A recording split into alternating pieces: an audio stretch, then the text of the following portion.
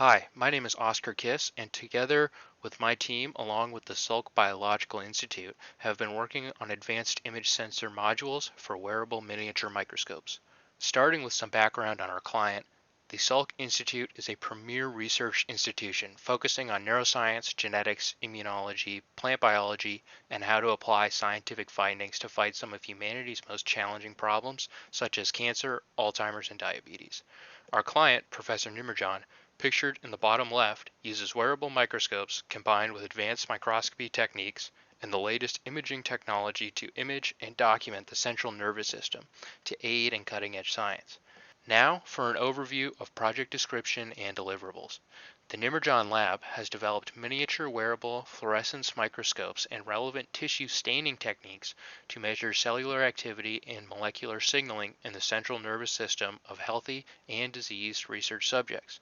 Capturing these dynamics in real time at high resolution, high contrast, and across a large field of view during animal behavior requires specialized optics and electronics.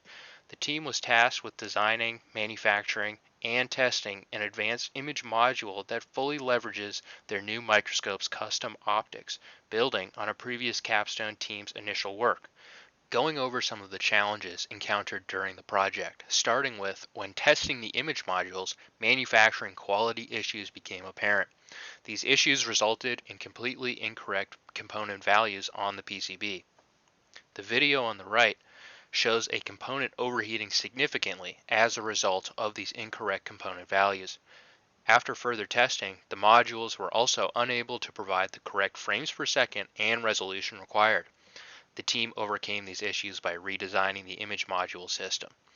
This meant changing from serial communication method called parallel to a much faster high SPI communication. The result of this change was that a different model of the AR0331 image sensor had to be procured that worked with high SPI. The opportunity was also taken to revisit component selection, resulting in design changes that would reduce component count, reduce overall size, and operate at acceptable temperatures. Redesigning had a large impact on the goals and objectives of the team.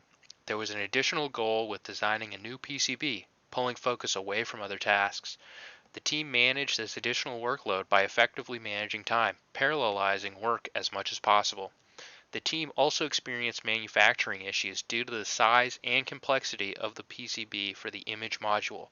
Due to the size of the pads attaching the sensor to the PCB, several manufacturers were unable to make the board. To overcome this issue, the team hand soldered the auxiliary power systems to the board in order to test them. The final results of our project, starting with testing using Image Module Evaluation Board.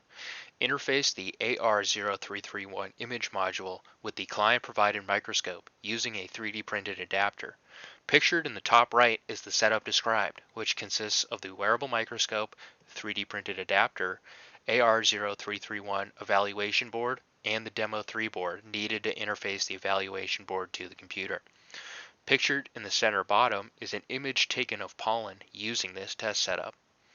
Used capture software to validate correct operation of image sensor, including ability to communicate with the image sensor using I2C communication, manufacturer specified dynamic range, field of view, and setting the desired capture rate and image quality. The team then created PCB design to interface the image sensor with the Demo 3 board. The team then created test PCB with a design focused on ease of assembly and testing as seen in the previous slide. Completed partial assembly of test PCB design, validating power delivery design, and finally created a layout of a final PCB design meeting the team's size and weight restraints. Pictured in the bottom right is the final PCB layout.